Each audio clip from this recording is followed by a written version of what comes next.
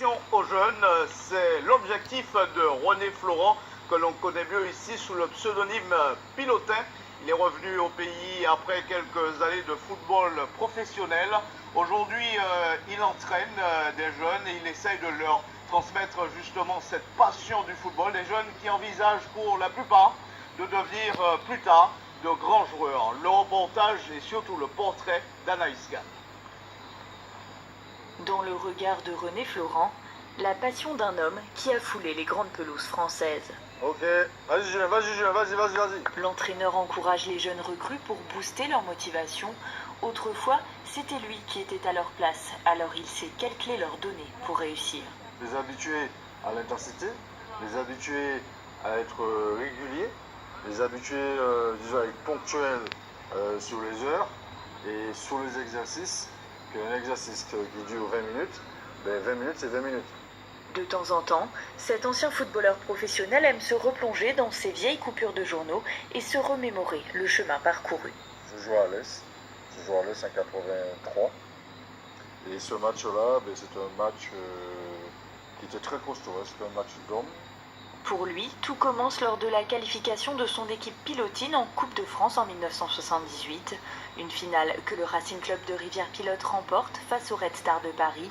Ce jour-là, René Florent est repéré par un agent du SCO d'Angers. Ma carrière a commencé à démarrer au SCO d'Angers, où j'ai participé à tous les entraînements avec la Ligue 1. J'ai fait des matchs amicaux avec la Ligue 1. J'ai participé à 2 matchs sur le banc. Jamais fait d'apparition en Ligue 1, jamais fait d'apparition, mais toute la préparation je l'ai fait. L'expérience en Ligue 1 est finalement de courte durée.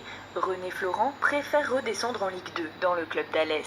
Vaut mieux être un bon joueur à 100% en Ligue 2 que d'être un joueur moyen en Ligue 1. Donc j'ai fait le choix.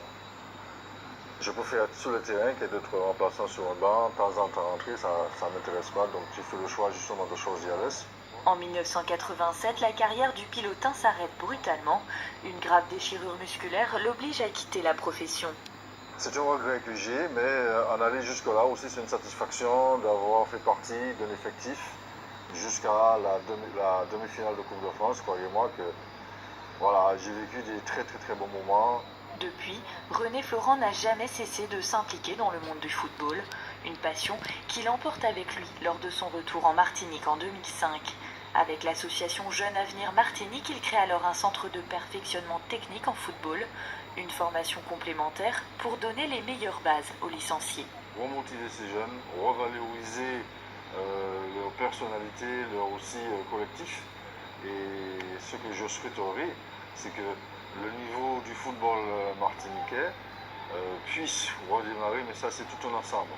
C'est tout un ensemble, je pense qu'il faut avoir déjà une entente sur la formation, il faut avoir aussi l'envie. L'envie, une chose qui ne manque pas à Melvin. À 14 ans, ce Péléen rêve lui aussi des grands stades. Pendant 3 jours, avec une vingtaine d'autres jeunes, il participe à ce stage intensif de football sous les directives de René Laurent. Il nous aide beaucoup pour les jongles, les têtes, savoir maîtriser le ballon, la conduite de balle, les passes. Pour toi, c'est un exemple à suivre? Oui, Pourquoi? parce que c'est un ancien joueur, il était en France. Tous n'auront pas la chance de devenir un jour joueur professionnel, mais avec du travail, certains élèves dépasseront peut-être le maître.